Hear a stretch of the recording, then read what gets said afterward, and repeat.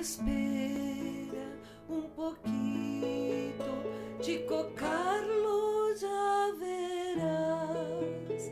Doña Juana, tu Juanita, por las campinas volverá. Con su caballo blanco, con sus ojos en llanto, con su balde con su risa y su canto.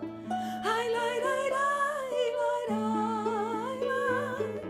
ay, la, la, la, la,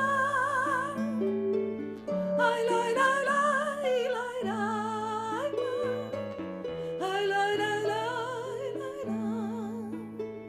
espera un poquito, chico Carlos, ya Doña Juana, tu Juanita, por las campinas volverá. Da minha infância, de guri pobre na fronteira, eu não tenho foto. Todo mundo era pobre mesmo e não se fazia fotos como de um determinado momento para cá se fez, registrando tudo. A única que eu tenho, eu tinha 3, 4 anos, de calcinha curta, gambito de fora, perninha bem sequinha, magrela, e tô com a minha mãe e meu irmão num pátio em Livramento.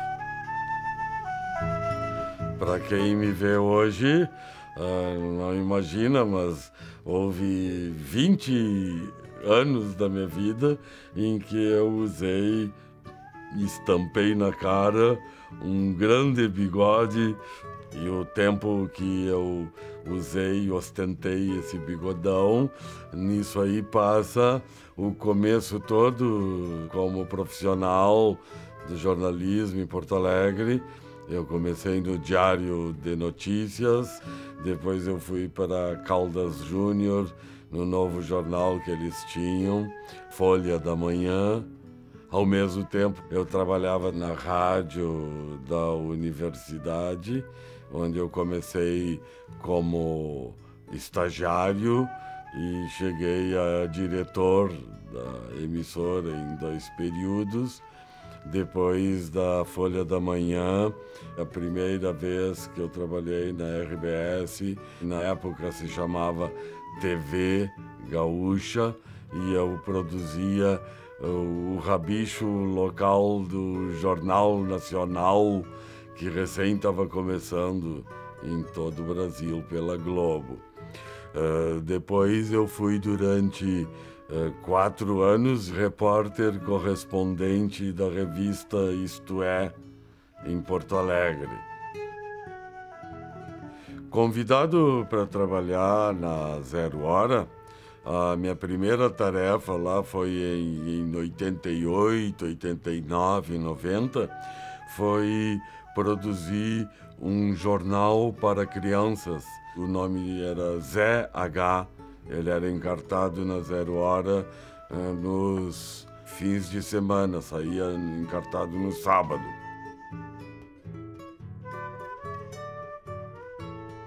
Saindo da direção da rádio da universidade, eu fui para lá editar cadernos culturais da Zero Hora. Eu, desde 84, já vinha publicando livros para crianças. Então, pelo fato de escrever para crianças e ser jornalista, agora trabalhando na Zero Hora, eu fui convidado para coordenar, e isso durou quase 10 anos, coordenar o programa, o projeto, cujo título era Seja Jornalista por um Dia, É essa foto aqui.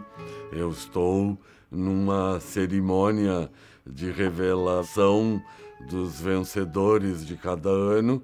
Concorriam estudantes escolares de todo o Rio Grande do Sul, da idade de 8 anos a 15.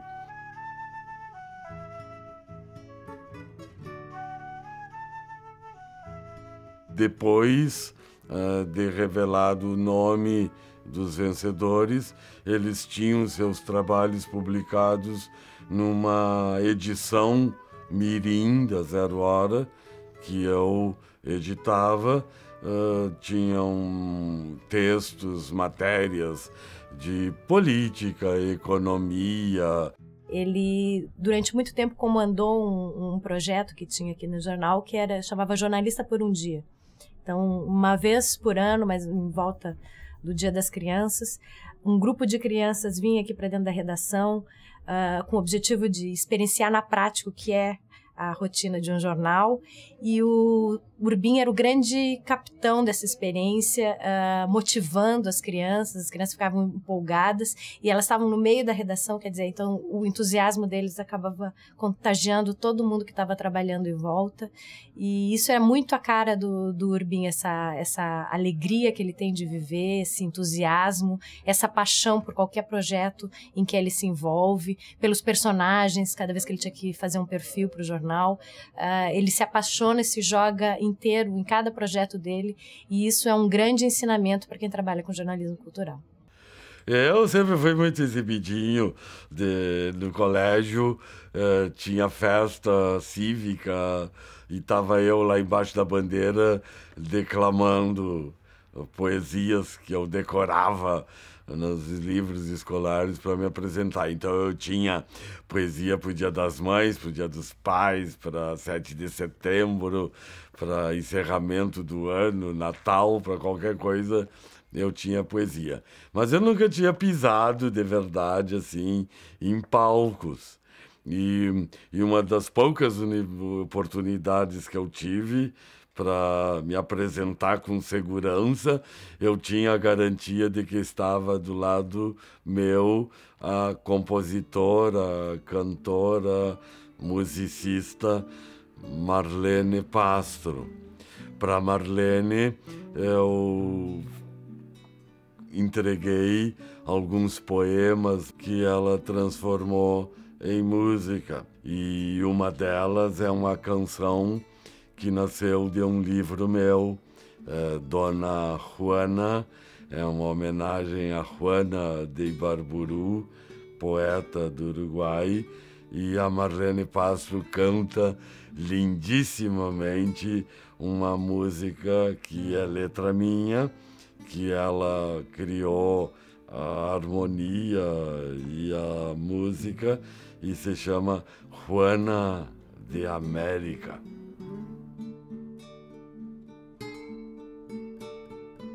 Quando eu recebi do Carlos Urbim o poema da Juana de Ibarburu, eu fiquei, em primeiro lugar, profundamente emocionada, porque para mim foi uma honra e, ao mesmo tempo, uma incumbência muito grande, porque eu senti a responsabilidade de libertar a musicalidade intrínseca e delicada e complexa do Carlos, que estava subentendida neste poema.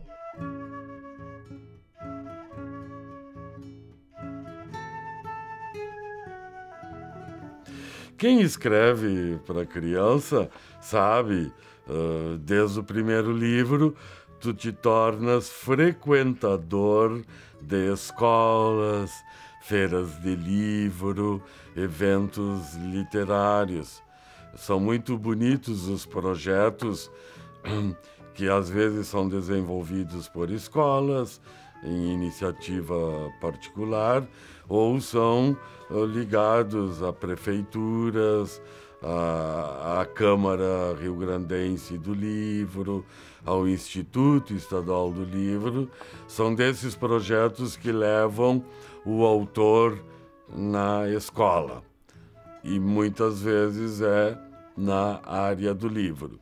Eu costumo dizer assim, ó, eu sou o que escreve, mas que tem que, de alguma forma, na frente das crianças, tentar transmitir com a fala a mesma alegria que eu sinto ao escrever, o mesmo humor que está nos meus livros. Então, às vezes, como nessa foto aqui, ó, que com um olhar de espanto, assim, é o escritor de livro infantil que, num determinado momento, desmunheca e vira uma Xuxa na frente das crianças para tentar atrair a atenção delas. O Carlos Urbim é um nome que se diz e logo ao se dizer já pensamos em crianças, já pensamos no mundo infantil, que ele entende muito bem e que não é fácil de ser entendido. Tem uma comunicação com as crianças exemplar, impecável, e estando no meio delas, elas se transformam e passam a ver nele um igual, então o resultado é ótimo. E isso está na literatura do Carlos Urbim. A minha ligação com o Carlos Urbim é uma ligação de longa data, não tão longa porque ele, afinal, é um jovem escritor, mas é uma ligação que ocorre tanto no plano literário como no plano pessoal. Eu, ao longo dos anos, convivi muito com ele. E é uma convivência extremamente agradável. Nós participamos juntos, por exemplo, em muitas palestras em escolas, né? E ver o Urbim dar uma palestra é um verdadeiro espetáculo à parte, né? Porque ele não é só um escritor, ele é a literatura, né? Falando, o Urbim realmente se transforma, ele vivencia a narrativa literária de uma maneira assim que ele consegue galvanizar o público jovem, inclusive as crianças, né? E é realmente assim, eu não conheço um autor infantil que tenha tanta empatia com seu público como é o caso do Urbim. Enfim, acho que o Carlos Urbim é um grande escritor, é um grande intelectual, né? É um grande jornalista e é uma figura humana excepcional, né? E isso explica, assim, por que o Rio Grande do Sul e o Brasil gostam tanto dele. Tá, quando me pergunto, assim, por que tu escreve para crianças, né? A primeira resposta da ponta da língua é para dizer assim, eu já era jornalista, eu já desenvolvia o exercício, o ofício de escrever reportagens, entrevistas, matérias para rádio, jornal, TV. Então, pelo fato de ter filhos que me pediam para contar histórias, eu acredito que aí eu me tornei escritor. E as histórias que começaram a me ocorrer, todas tinham a ver com o mundo infantil, com a infância, com a minha própria infância em Livramento, porque foram os meus filhos que me proporcionaram a redescoberta da infância. Essa história do pai contar história para criança começou quando a gente morava em Viamão e ele chegava em casa cansado e eu e meu irmão Glauco não queria dormir, queria continuar acordado e tal, e meio que exigia que ele contasse história pra gente.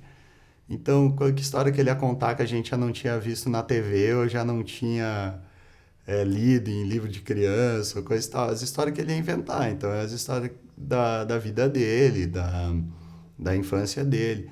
Uma das que mais começaram a se estruturar e mais começaram a ganhar corpo era a história do guri daltônico, que é justamente ele criança, né? Então ele contava isso, daí o guri daltônico foi jogar bola e trocava as camisetas, conta mais, pai, pois é, e daí quando ele ia comer melancia, ele errava a parte verde, a parte vermelha, e nós sempre pedindo que ele contasse mais um pedacinho, e quando ele viu, ele já tinha um conjunto de histórias desse guri daltônico que ele pensou, isso pode dar um livro e tal, então daí os pedidos dos 2 filhos começaram a mudar. Então, que quando ele chegava em casa, ele queria escrever. Ele não tinha mais tempo nem de contar a história pra gente, porque ele queria contar a história para todo mundo.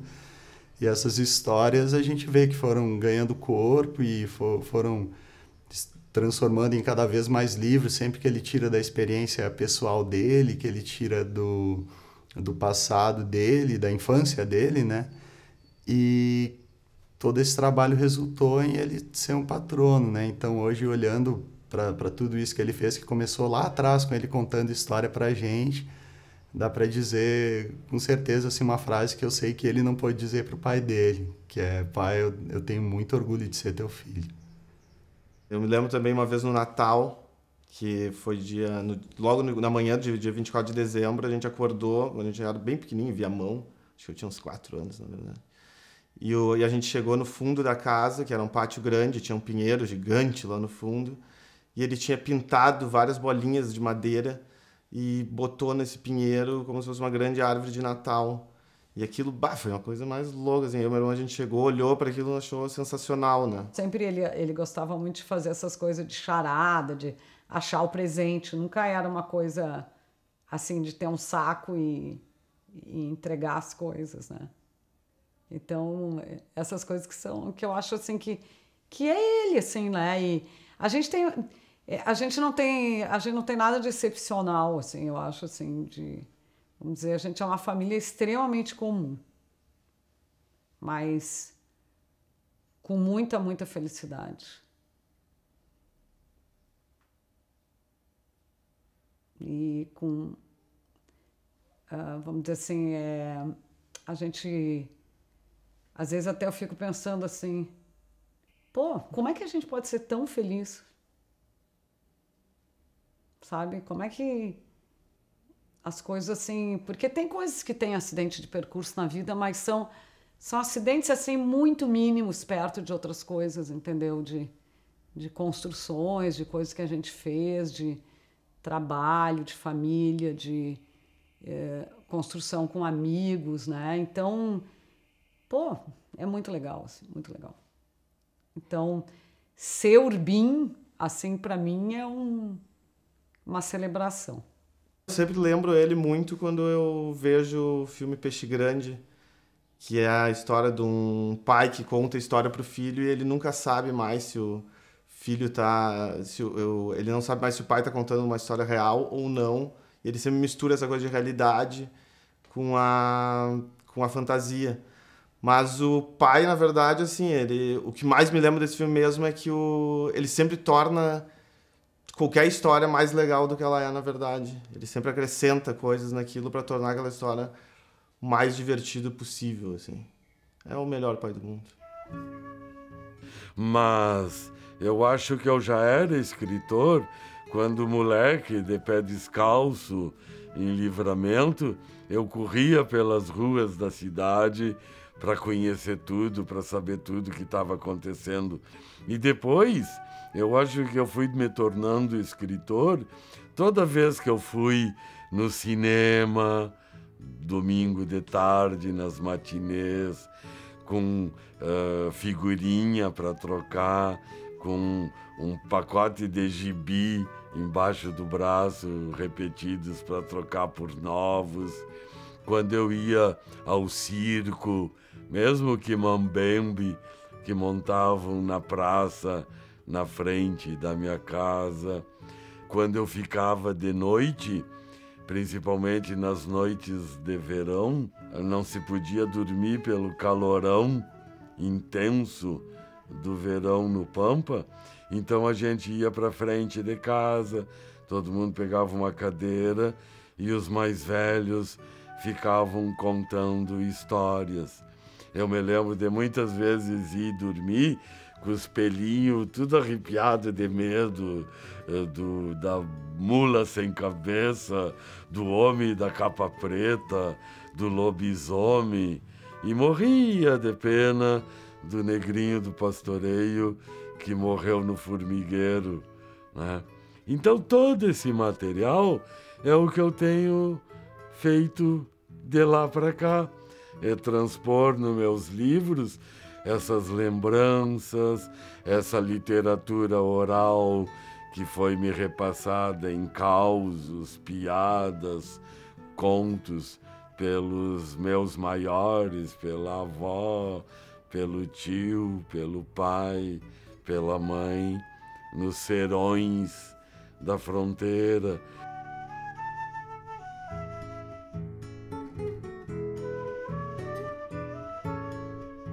Então, eu acredito que nos livros que hoje eu venho neles reproduzindo infância, tem muito de dourar a pílula, de dizer que a infância é a época mais querida, mais bonita, mais colorida da vida da gente.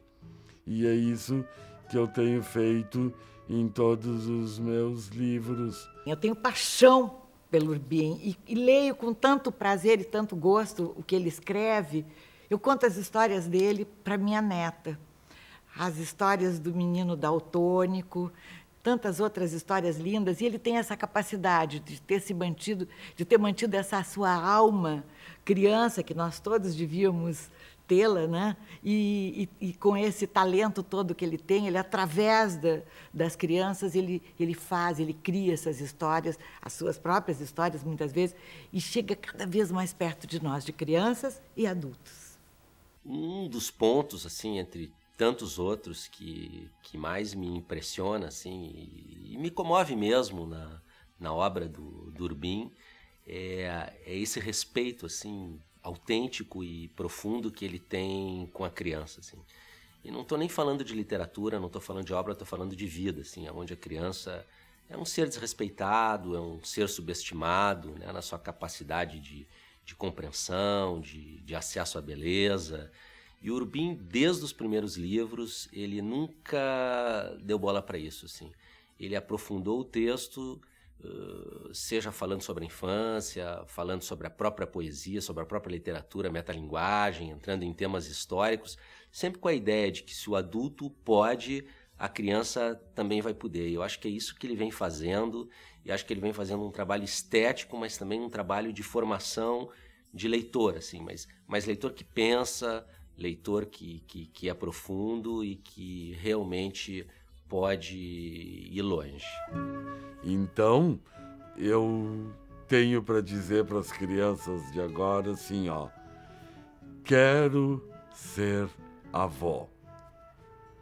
Quero ser avô para fazer bala de coco como a minha avó e usar chapéu coco como meu avô. Quero ser avô para usar chapéu de palha como a minha avó e passar navalha na barba branca como meu avô. Eu quero ser avô para ter paciência com netos inquietos como os meus avós.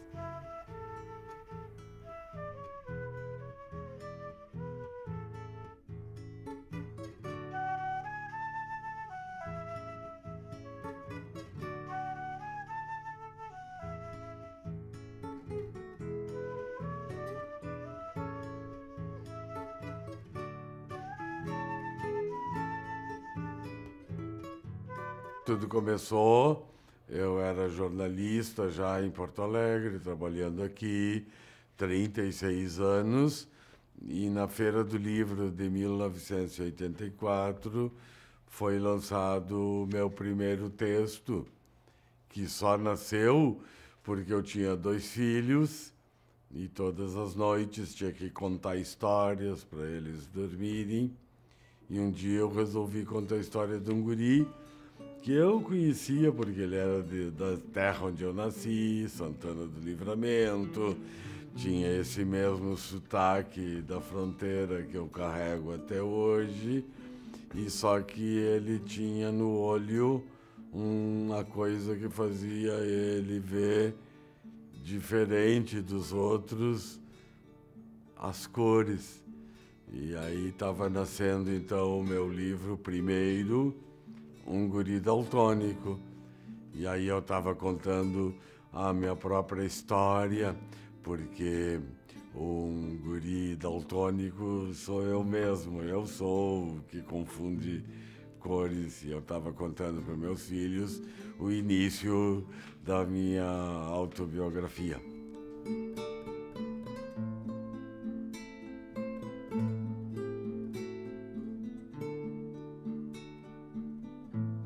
Um dia eu me sentei e comecei a contar a história de um símbolo da minha infância. Porque em Santana do Livramento, quem é de lá sabe, na Sexta-feira Santa é sagrado, todo mundo levanta pandorgas na mesma hora. E para eu nunca me esquecer, um dia eu escrevi uma história de amor entre uma pandorguinha que se apaixona. Ela é pandorguinha que tem rabinho de pano e ela se apaixona por alguém que tem fogo no rabo.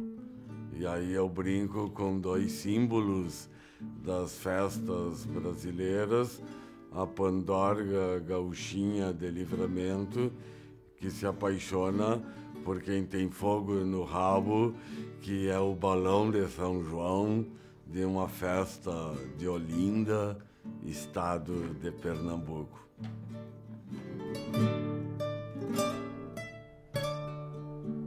Nós estávamos morando em Viamão e na cozinha da casa meus filhos, um começou a conversar com o outro assim: "Bah, cara, ia ser legal se tivesse fantasia de dinossauro para vender nas lojas, né?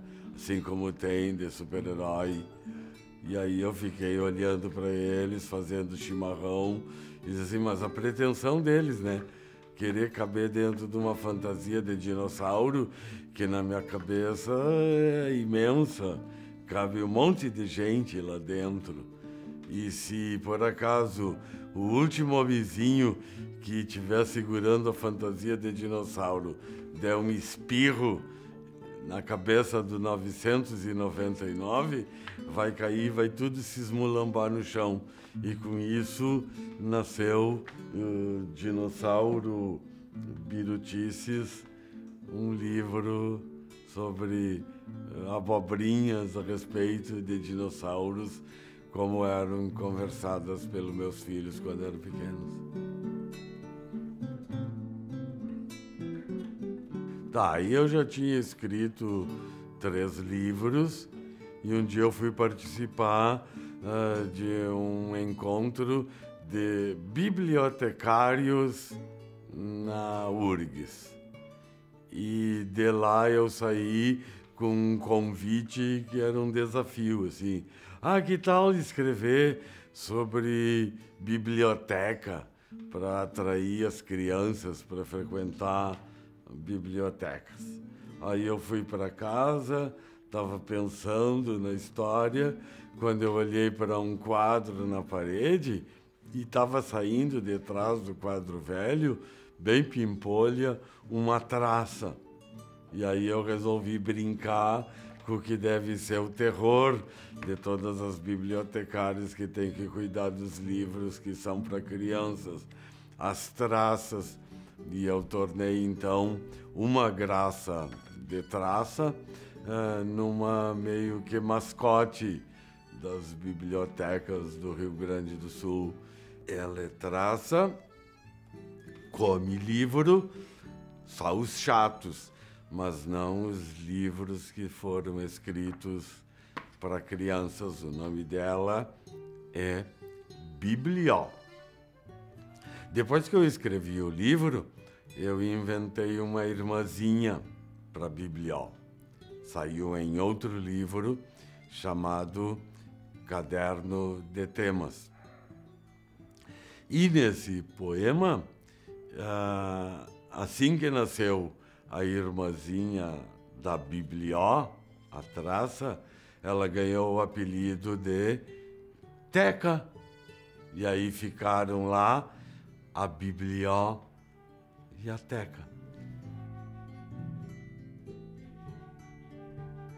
A partir da da Graça de Traça, eu acredito que o meu trabalho começou a ser mais conhecido no Rio Grande do Sul, porque afinal a Traça ganhou vida própria, virou atriz de teatro, foi adaptado o texto para uma peça que andou por todo o Rio Grande do Sul. E a própria Traça ganhou depois 2 outras edições. E então eu acredito que quando forem se lembrar do meu trabalho, da minha obra, com certeza vão de citar uma Graça de Traça como um marco no meu trabalho, porque ele me possibilitou ir para as bibliotecas de todas as escolas, e aí eu chego dizendo assim, ó, biblioteca, 2 traças irmãs, biblioteca. Na hora do almoço, com muito alvoroço, diz a mãe Traça, biblioteca, biblioteca, ai, biblioteca, parem de berrar e venham almoçar. Tem guisadinho de papel para traçar.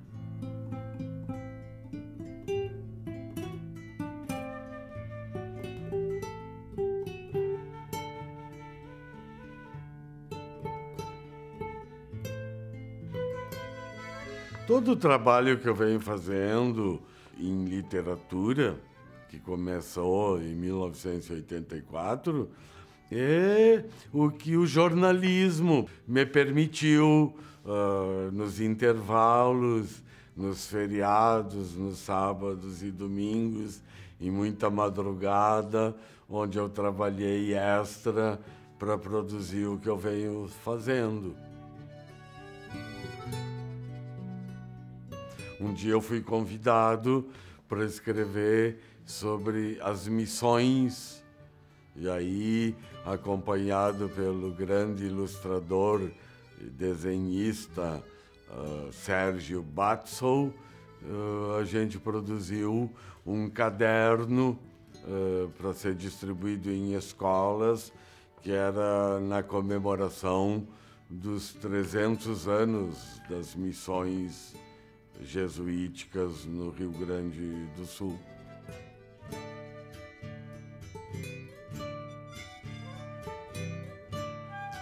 Todo o material do que eu tenho escrito, quando eu me sento para escrever para crianças, todo esse material vem retirado, eu extraio das minhas próprias lembranças do guri que eu fui na cidadezinha de Santana do Livramento. Então, é dali que eu venho retirando a inspiração, a motivação, a lembrança para produzir o que me ocupa nas horas em que eu posso. E as melhores horas para mim são aquelas em que eu posso, por exemplo, escrever sobre um tempo em que tinha caderno de temas para apresentar para a professora, tudo caprichadinho.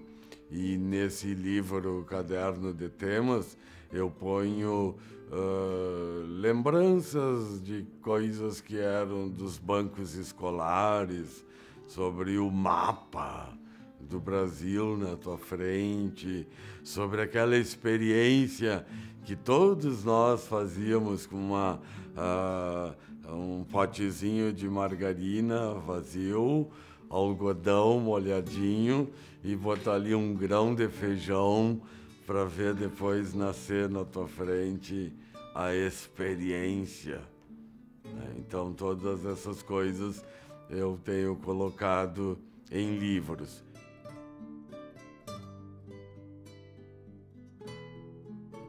E um momento da minha vida me ocorreu parar e começar a me lembrar assim, ó. Então tá, eu sou de novo um guri de 10 anos em Santana do Livramento, e que cheiros havia e que gostinhos, de quais deles eu me lembro.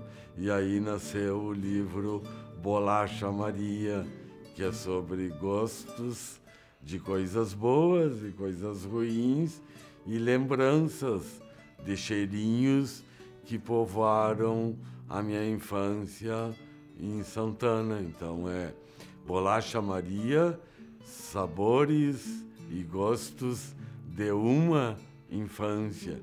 E são essas as lembranças de cheiros e gostos que eu fui deixando num livro que ficou redondo, que nem Bolacha Maria, que foi ilustrado pelo grande artista uruguaio que mora há anos em Porto Alegre, Gustavo Nacle. Na idade que eu tô, eu tenho absoluta certeza que eu sou o vovô que está falando para netos que nascem com a mão agarrada num mouse contemporâneo, na linguagem do futuro. Existem guris que foram colecionadores de figurinhas. Então, por isso, eu escrevi um livro chamado Álbum de Figurinhas, para lembrar que não é de agora, nem foi de antes, foi de muito antes de mim, que meus avós, meus pais já colecionavam figurinhas para álbuns também. Então, isso ficou registrado em um livro. Em outro momento, me ocorreu pensar nos melhores brinquedos que eu podia ter na minha infância de guri pobre na fronteira. E aí, no momento que eu tive as condições de escrever sobre isso, estava nascendo o livro Saco de Brinquedos. Eu botei aos meus pés um saco e comecei a colocar dentro aqueles brinquedos que eram os com que eu convivi, que eram brinquedos que a gente inventava. Não é nenhum brinquedo que se compre em loja, pronto, feito de indústria. É brinquedo daqueles que tu pode inventar em qualquer canto de pátio pobre para sucata que sobra. Então, Saco de Brinquedos é o elogio ao trem de lata, à perna de pau, ao catavento, barquinho feito de folha de jornal, e por aí vai nas brincadeiras, bola feita de meia velha de todas as tias da casa, mais a da mãe, que a gente fazia a bola de meia que rola gabola feito marola. Bola de pano não tem engano nas mãos e nos pés do rei Pelé. Acho que a obra do Urbim é diferenciada porque ele é um autor criança, né? Ele é o adulto criança para sempre. Isso é uma marca do Urbim e ele traz essa marca na sua obra. Nós temos o Diário de um Guri, o Saco de Brinquedos e o Lata de Tesouros, né? Os 3 livros têm questões em comum, muito embora sejam para públicos, leitores diferentes, mas ele tem a temática, né, que é própria dele. Ele trabalha com a questão da infância, ele trabalha com todos os desdobramentos que estão nessa questão, os brinquedos, o cotidiano infantil, a relação dessa criança com os adultos e com outras crianças. Então, a obra do Urbim é muito especial e ela tem uma recepção nas escolas muito grande. Os professores se encantam, né, quando ouvem o Urbim. As crianças se identificam muito, né, com os poemas e com os temas e com a forma de ser do próprio escritor. Ele tem uma performance que é especial, é característica, né? Quando ele recita um poema, ele coloca para fora todo o seu lado criança e ele consegue sempre fazer um hino de amor à leitura, à literatura, ao livro, através da sua forma de ser, né? de trabalhar com o livro. Então tá, eu estou no meu trabalho como jornalista, estou escrevendo livros e em determinados momentos eu recebo irrecusáveis convites para produzir textos sob encomenda para determinadas entidades. Então, foi assim que nasceu, por exemplo, um trabalho que eu tenho publicado, com muita alegria e emoção por ter feito. Eu criei uma lenda para o município de Alvorada. Eu sou cidadão honorário de Alvorada, com medalha, diploma e tudo que tem direito.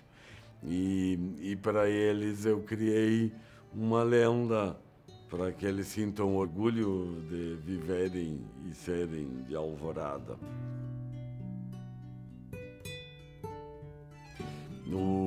O Sindicato da Indústria Gráfica me convidou para escrever para crianças sobre o processo de produção de um livro. Aí nasceu Como Nasce um Livro, que na minha cabeça o primeiro livro foi aquela pedra tosca nas cavernas, quando os homens começaram a inscrever coisas ali. Então, esse livro que eu fiz para a indústria gráfica do Rio Grande do Sul não deixa de ser uma história sobre, desde o primeiro risco de um homem na caverna, até como chega hoje nas mãos de um leitor contemporâneo um livro impresso e todos os processos por que eles passam em uma gráfica. Tudo que me acontece na vida acaba virando motivo para, além do trabalho jornalístico que eu venho fazendo, escrever o que se configurou a partir de alguns títulos a minha obra, a minha carreira literária. Então, houve um momento em que eu voltei a Santana do Livramento, minha terra, cruzei a linha divisória, fui para Rivera e numa pequena livraria eu comprei um livro escrito pela uruguaia Juana de Ibarburu, que eu nunca tinha ouvido falar, não sabia quem era. E eu me apaixonei pelo texto e eu me tornei um gurizinho que vai até Melo, 1920, no Uruguai, para conviver durante o verão de 1920 com a grande poeta uruguaia Juana de Ibarburu. E essa ideia me rendeu o livro Dona Juana, que é uma homenagem comovida a uma das maiores escritoras do Uruguai. Depois disso, eu fui aproveitando lembranças, vivências e às vezes até fazendo coisas com as próprias mãos. Houve um momento em que eu senti vontade de pegar lenhas, achas de lenhas e lixar, deixar bem bonitas, porque eu achei lenha uma coisa bonita. Depois eu enfeitei, bordei essas lenhas com bolinhas, bolitas, bolas de gude da minha infância. Fui criando pequenos cenários e aí nasceu uma série de situações, todas no Rio Grande do Sul, numa única noite estrelada, que me rendeu o livro, Na Noite Estrelada. E o primeiro trabalho que eu fiz para esse livro, ele é uma gamela comprada no mercado público, que eu perfurei, incrustei bolinhas de gude, para poder começar o livro dizendo assim: o céu do Pampa é uma imensa gamela cravejada de bolitas. Ter o Urbim como amigo é uma coisa encantadora. O Urbim é gregário por um turno, ele é uma casa cheia. As pessoas se reúnem em torno dele e são sempre alegres. E tem uma outra característica do Urbim, que é a de dividir coisas, de inventar e dividir. Então ele pega assim pequenas coisas, uma gamela de churrasco, um pedaço de lenha, bolinha de gude, bonequinho da loja de 99, e cria coisas, e cria história para essas coisas. Então a minha casa é assim coalhada de coisas que o Urbim fez, e não bastasse fazer, fez questão de dar para a amiga e para os amigos em geral, né? E essa é uma característica muito, muito bonita dele, de conviver com ele, essa generosidade de inventar as histórias e incluir todo mundo na fantasia dele. É muito, muito bonito. Nesse caminho que eu venho trilhando de livros publicados, tem dois, então, que me tornam muito próximo da literatura regional do Rio Grande do Sul, porque eu produzi o texto O Negrinho do Pastoreio e Outras Lendas Gaúchas. E aí o que me ocorreu foi pegar a mais bela para mim das lendas do Rio Grande do Sul, a triste história do Negrinho do Pastoreio, para traduzir para a linguagem infantil de hoje. Só que eu não consegui trazer sozinha uma lenda, até para distrair as crianças da tristeza que é a história do Negrinho do Pastoreio. Eu fui criando um desafio para o meu parceiro, que é o Rodrigo Rosa, o ilustrador, que criou páginas que se desdobram. Então, numa lenda, a gente encontra outra e vão em O Negrinho do Pastoreio e Outras Lendas, se entrelaçando 8 histórias do Rio Grande do Sul. Como eu tive num momento profissional meu como jornalista, que estuda tudo e mais um pouco sobre a Guerra dos Farrapos, que se tornou uma série que foi apresentada pela televisão no Rio Grande do Sul e depois virou livro editado pela RBS Publicações. Para a mesma editora, um dia eu fiz assim. Era 20 de setembro, em Santana do Livramento, e eu estava lá porque eu fui convidado para participar das cerimônias de Semana Farroupilha. E eu, instalado num hotel em Livramento, olhando para o horizonte, vendo Caturrita passar, e espiando dali eu podia ver o começo do desfile dos cavaleiros e cavalarianos da Semana Farroupilha. E nesse lugar eu comecei a contar a história de um menino de Santana do Livramento, no ano de 1835, e está se desenrolando no Rio Grande do Sul a Guerra dos Farrapos. É uma novela infanto-juvenil com o título de Piá Farroupilha. É um livro muito especial na minha carreira. O Rodrigo Rosa fez as ilustrações, os desenhos. A gente foi convidado a escrever a história do Esporte Clube Internacional, e a partir de um livro que a editora Nova Prova de Porto Alegre tinha editado, chamado Histórias Coloradas.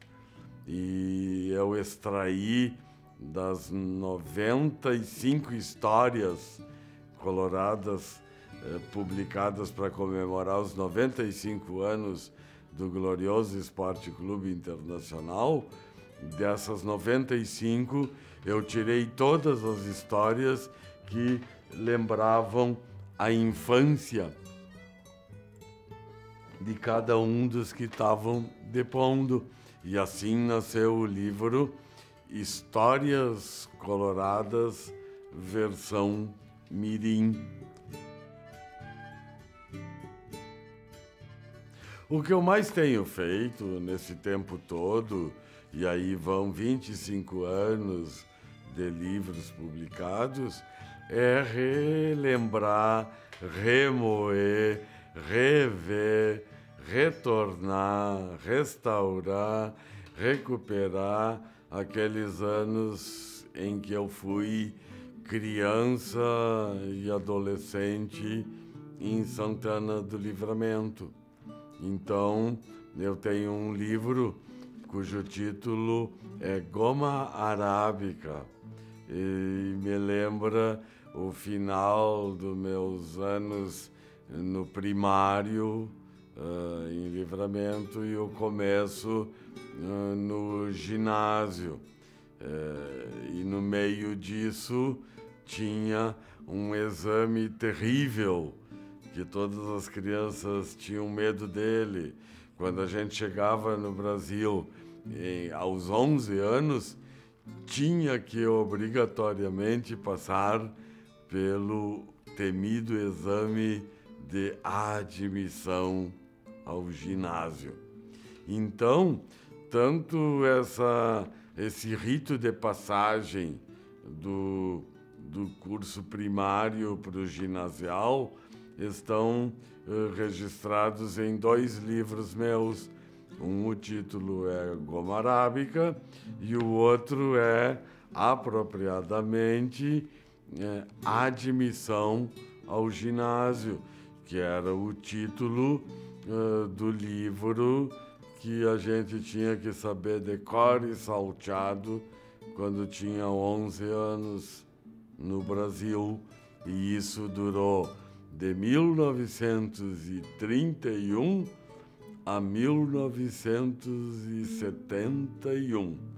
Durante 40 anos, todas as crianças brasileiras foram obrigadas a dormir com medo do exame de admissão ao ginásio. E eu fiquei muito feliz quando ele me convidou para mim ilustrar o livro Admissão ao Ginásio. É um livro que tem muita ternura, muita delicadeza, e foi uma tarefa que me deu muito prazer. E nós tínhamos combinado que eu iria fazer 30 ilustrações, acabou sendo 54 ilustrações, porque além das 10 que eu criei, eu fiz intervenções em fotografias que ele se referia à música, à literatura, o início da televisão, o rádio daquele período. Quer dizer, a história do Brasil, a política também daquele período, o Lunique, as coisas, a Brasília. Então, eu fiz essa interferência com o lápis de cor e acabou o livro tendo unidade. E as crianças e os jovens e os adultos têm adorado essa obra porque o trabalho dele é lindíssimo.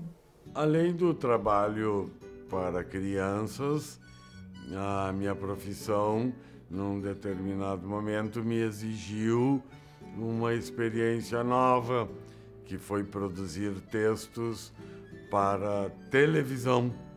Então, eu que já tinha trabalhado em jornal, revista, rádio, agora então eu tinha um desafio de produzir textos para televisão. O Urbim fez para mim uns 4 roteiros que são maravilhosos. Tem um que é o Grenal de Assombrações, que é uma das histórias mais vistas, eu acho, das histórias extraordinárias que a gente fez para a RBS. Naquele roteiro ele consegue botar emoção e paixão numa história que era Grenal de Assombrações. Imagina isso, eu fazer um roteiro sobre isso.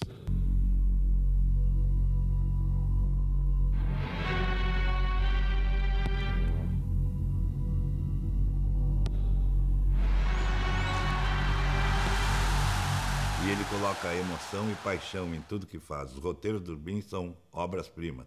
Eu gosto muito do Urbim como roteirista e quero trabalhar com ele sempre como roteirista. Como diz um poeta amigo meu, que Paulo César Pinheiro, que foi casado com a Clara Nunes, o importante é que a nossa emoção sobrevive, e a emoção no Urbim sobrevive sempre. Avante, brasileiros de pé, unidos pela liberdade. Então eu montei uma equipe de jornalistas que trabalharam comigo no projeto Rio Grande do Sul, um século de história.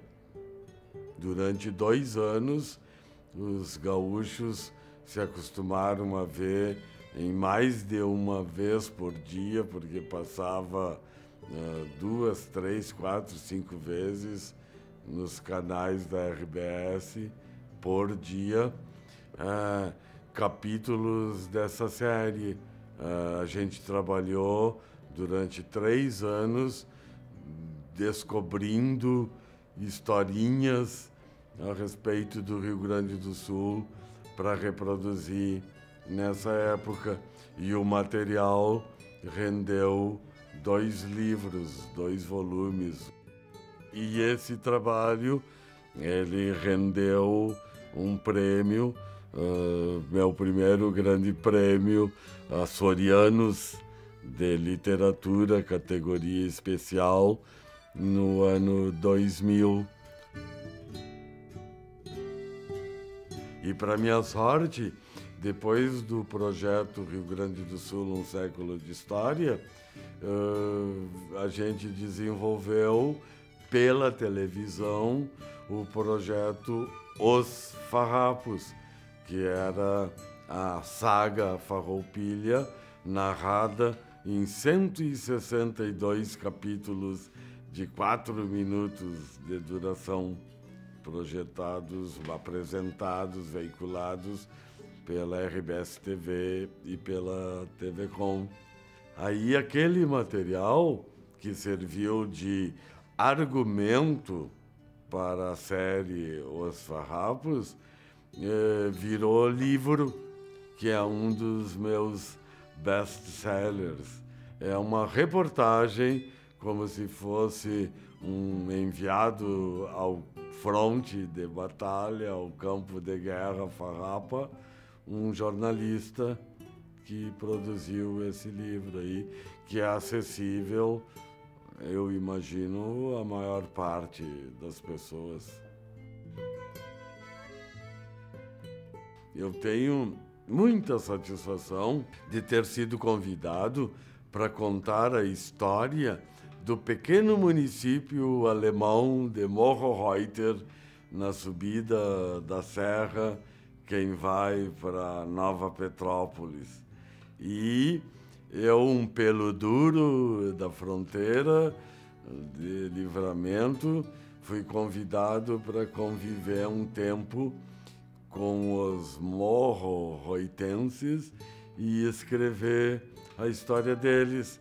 E desse convívio nasceu o livro Morro Reuter de A a Z, que no fundo é uma brincadeira, porque todo turista esperto que chegar a Nova York, Paris ou Londres busca já no aeroporto London de A a Z, New York de A a Z, Paris de A a Z. Em Morro Reuter, quem chegar lá tem, para não se perder na meia dúzia de ruas, um guia completo sobre Morro Reuter de A a Z.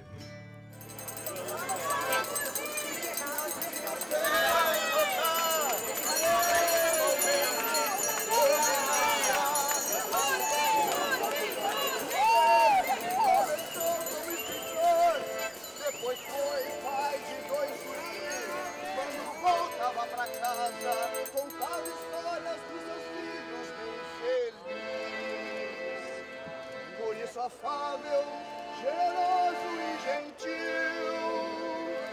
produz e autor de obras infanto-juvenil, hoje considerado um dos melhores escritores do sul do nosso Brasil.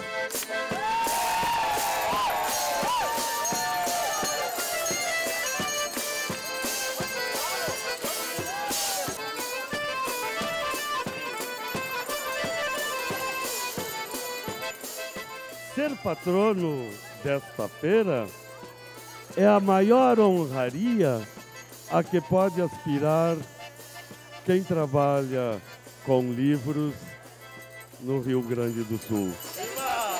Viva o livro!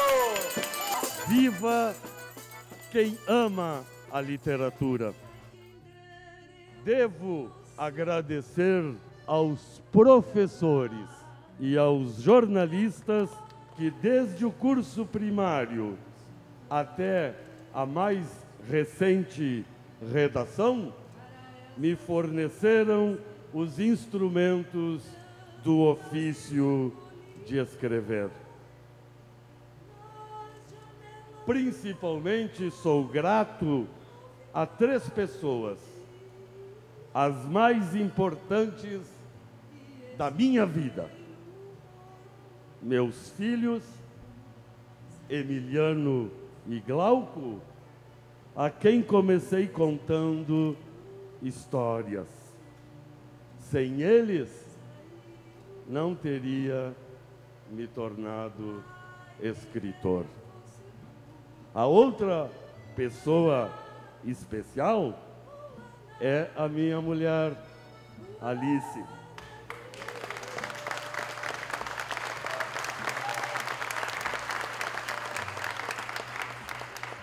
Alice há de carregar nós 3 no colo pela vida inteira. Buena da América, buena